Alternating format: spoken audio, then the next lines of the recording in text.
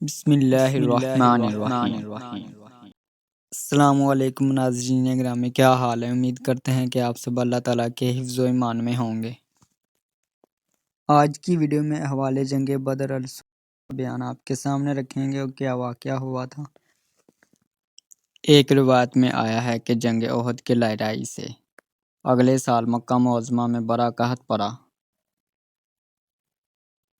سب لوگ وہاں کے خراب و تباہ ہوئے۔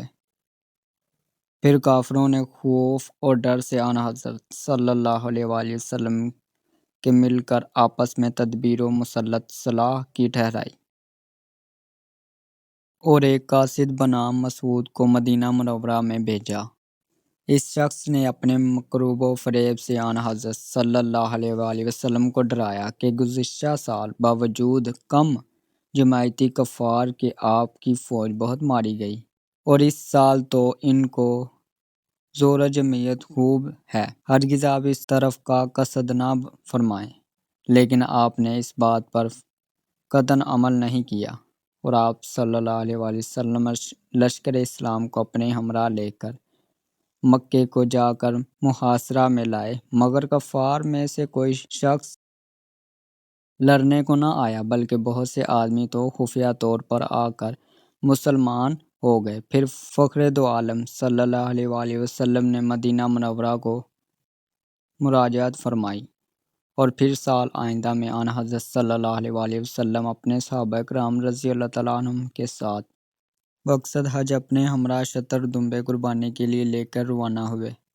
یہ دیکھ کر اہل مکہ نے جمع ہو کر جنگ کا قصد کیا، اور اس وقت تمام مسلمان احرام میں تھے۔ ان کو کچھ گھبراہٹ محسوس ہوئی۔ اتفاقیہ قضائے الہی سے کفار کو لشکر اسلام دیکھ کر ایسا رعب غالب ہوا کہ وہ خود بخود بھاگ گئے۔ پھر ان کافروں نے دو قاصد، ایک ابو مسعود ثقفی، دوسرے سہیل بن عمر کو بھیج کر حال دریافت کیا تو معلوم ہوا آن حضرت صلی اللہ علیہ وآلہ وسلم برادہ حج تشریف لائے ہیں اور جنگ کرنے کا ارادہ نہیں ہے۔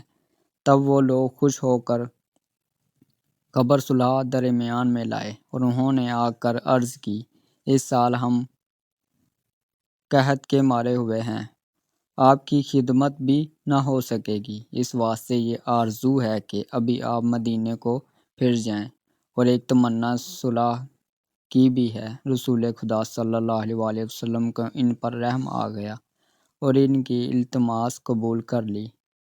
پھر عہد و پیمان، آشتی و صلح کا لکھا گیا۔ پھر پیغمبر خدا صلی اللہ علیہ وآلہ وسلم نے بیت الحرام کو ہدیہ اور تحفہ بھجوایا، اور بہت سے مساکین لوگوں کو خیرات دی، اور اپنے صحابیوں کو اپنے ہمراہ لے کر مدینہ منورہ کی طرف تشریف فرما ہوئے۔